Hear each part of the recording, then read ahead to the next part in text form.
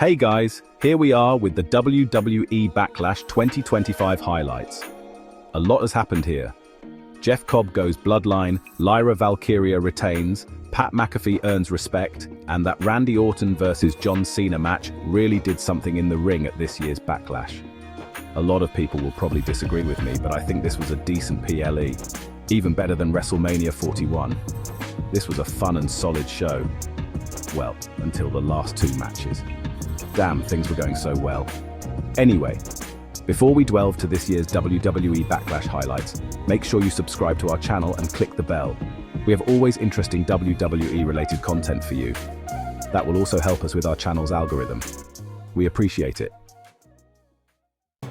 The show started with the Fatal 4-Way United States Championship match. Jacob Fatu versus LA Knight versus Damian Priest versus Drew McIntyre. Incredibly fun opening Fatal 4-Way for the United States Championship. It ultimately came down to LA Knight and Jacob Fatu, because shocking no one, Damian Priest and Drew McIntyre let their hatred for each other take them out of the game. It didn't start that way though. All four men battled over a title they clearly want more than oxygen. In fact, Drew and Damian Priest can both say they had victory in their hands. While those two focused on each other, Jacob and LA battled it out until Jeff Cobb and Solo Sikoa lent a pretty big asset. Jeff's debut sows more seeds for the obvious Jacob Fatu turn. The champ not only looked like he didn't expect the help, but that he didn't want it either. Jacob is the new soldier Solo clamored for, but it looks like an uneasy alliance with the reigning United States champion. Becky Lynch and Lyra Valkyria picked up where their NXT Championship match left off. The match speaks for itself, but this was a battle. It felt appropriate for the championship and the animosity between them. Lyra Valkyria got the W thanks to reversing a roll-up pin attempt, but Becky kept it going with post-match shenanigans.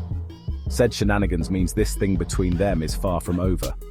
I wonder how Becky gets her rematch or what turn the story takes to organically get us to the next point.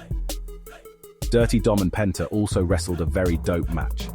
Dom got to showcase how far he's come and why putting the title on him was a great idea. Of course, the match fell victim to shenanigans courtesy of Judgment Day and Chad Gable as the American hero, the living legend El Grande Americano. They foreshadowed this beef between Chad and Penta a few weeks ago, so props on continuing the thread here in perhaps Penta's biggest moment. Gunther defeated Pat McAfee. Of course he did. And it went longer than I expected, and I still don't know why this match happened. Like I said before, this was a fun and solid show, until the last two matches. It's wild the World Heavyweight Championship didn't make the cut for Backlash, but Pat McAfee versus Gunther did. John Cena versus Randy Orton was piss poor at best. It was a plodding affair between two guys admittedly past their primes, but also wrestling the styles they did many moons ago. Randy didn't bring out a darker side of the champ. Not at all.